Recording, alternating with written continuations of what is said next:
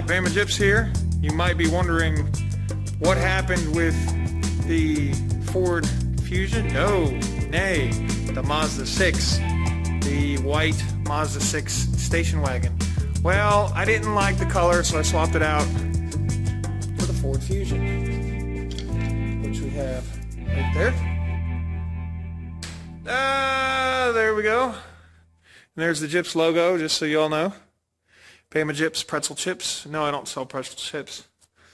I do engine work. If I can find the camera on this phone. Where is it? There it is. I'm going to swap this from back to front. Anyways, it's a balmy 26 degrees here, and we are in the south, so this is the way we look in the south when it's 26 degrees. I know this is ridiculous, but I think it looks like one of those cool G.I. Joe characters.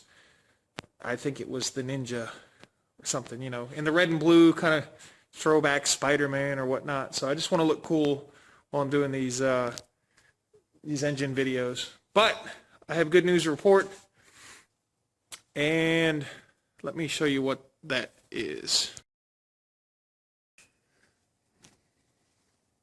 This is the engine bay of the 2006 Ford Fusion, and I left off in the summertime of the engine bay of the 2004 Mazda 6, and I just want y'all to know they are pretty much identical. There are some minor variations, but for the most part identical. Same parts. Everything came off the same. So if you're working on a Mazda 6 first generation or a Ford Fusion first generation, this will apply to you. I have not found a single Ford Fusion 06, 07, I don't know, 08, 09. I think, yeah, 06 to 09 video on engine removal. Not one. But this is proof positive here that you can remove the engine without dropping the cradle, and I think I would recommend doing this. When you do it, take it out as a whole unit.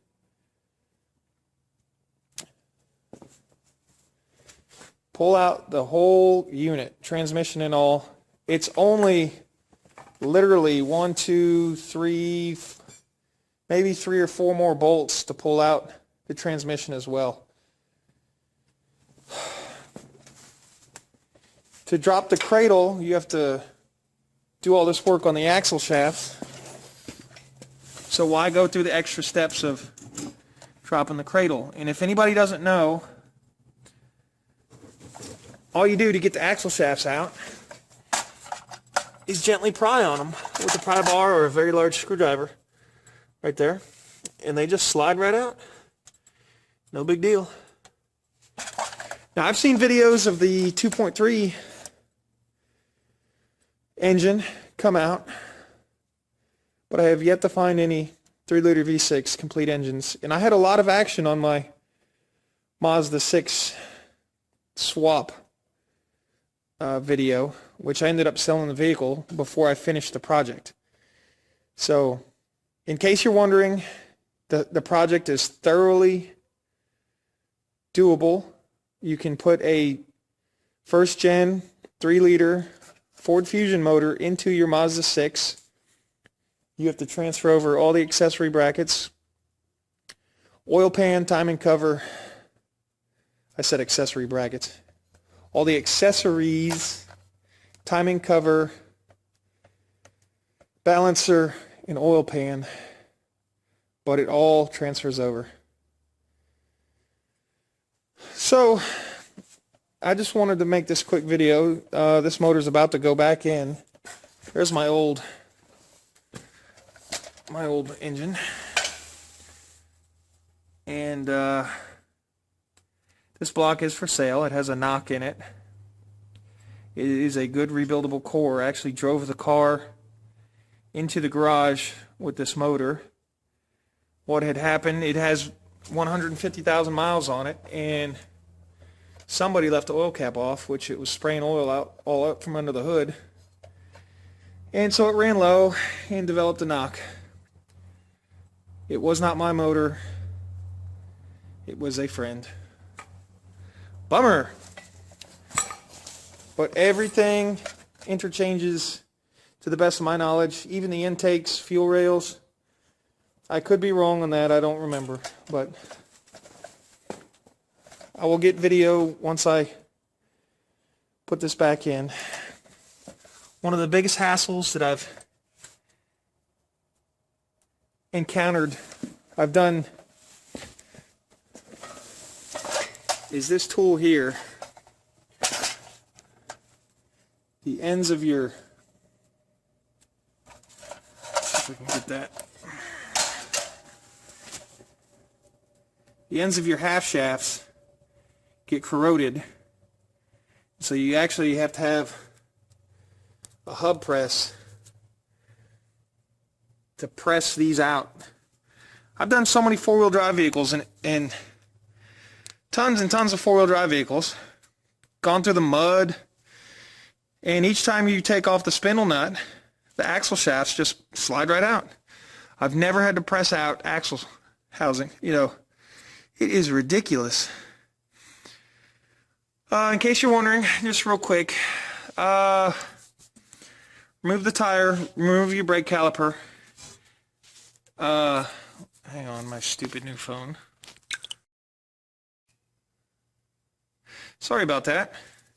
The Galaxy Note 2 is the slipperiest phone I've ever had. I come over from iPhone. I don't like iOS 7, by the way. It took a Galaxy Note to get me over, but I digress. You might be wondering what components you have to take off. You really don't have to take this all off. Take off your brake caliper. Hang it up so you don't damage your hose. Take off this upper control arm. You have to get a little Allen key, stick it in there to get that off. Otherwise, this whole upper ball arm joint, upper control arm ball joint will just spin, spin, spin. So put a little Allen key in the bottom of it and use a wrench. Pull that off. Pull your... Be careful when you do this because this all can be under a lot of tension. This is your steering linkage. Oh, I'm drawing a blank here. Your control arm. No. I am drawing a blank here. Whatever, it's your steering linkage on your rack and pinion. Golly, I'm drawing a blank. Go ahead and remove this nut. Leave your two lower ball joints on the Ford Fusion Mazda 6. There's two ball joints down here. You got to take this piece off here so you can drop your A-arm down a little bit. And like I said, be careful. All this can be under pressure and pop you in the face or bust your knuckles. And then once you have that down, you're able to get to your axle shafts, gently pry them out. Press this one out first, and then gently pry out the back. And then you can kind of just leave them hanging there till you put the motor back in. I'm probably not going to get much video of me actually putting the motor back in. Let me show you the biggest frustration on these V6 motors. I've never seen anything in my life. Excuse me, that's all.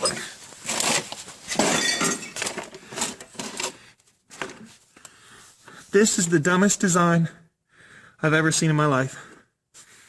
Here's the front bank exhaust manifold comes here.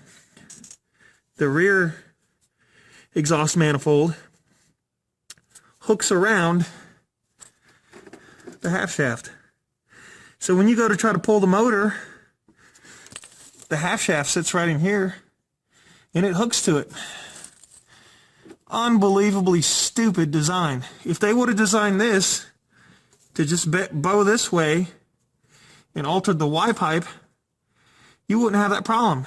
You wouldn't have to pull this half shaft very far, at least. It is a bear wrestling that thing. So now, to get it back in, I'm going to have to feed it through there.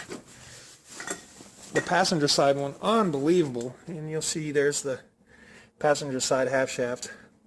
I'm gonna have to back that one all the way out, drop the motor in, put it in, and then rest the motor in and bolt it in. Anyhow, just trying to give y'all a little help on this. I've had to figure it out on my own. To be honest with you, I've seen AutoZone has a removal guide, but they don't have a lot of pictures in it. I've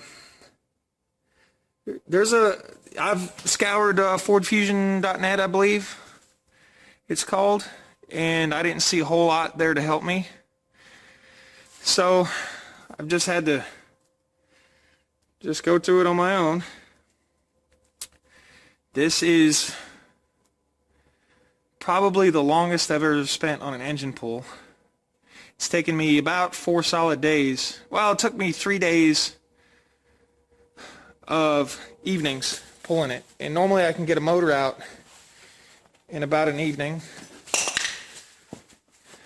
Just stupid. I mean, it's just, I think it's a nice looking car. I think it's great. But practicality for maintenance, no, is utterly retarded. I don't know who would want to maintain this car. That V6 is packed in there so tight you cannot get your hands.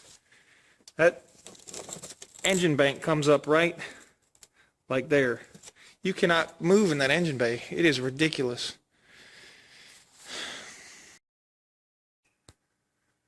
So anyways, this has been a very ridiculous looking Bama Gyps. Let's adjust this. We don't fare too well in the cold down here, but nevertheless, a very ridiculous Bama Gyps, car pepper tips, whatever you want to say. Trying to help y'all. If y'all need any help, don't hesitate. PM me. I don't have a lot of time usually, but I will answer you the best I can. Any questions you might have, or try to film or video something, me showing you a little tip or a trick on how to do this. I don't want to do this again, but if I can find another Fusion with a bad motor at a really good price, I would consider it. You'd probably make some really good money. If you're handy at working on engines, you can probably make some really good money flipping these cars or helping your friends out, or acquaintances. So anyway, this is Bama Gyps. We'll talk to you all later. Merry Christmas.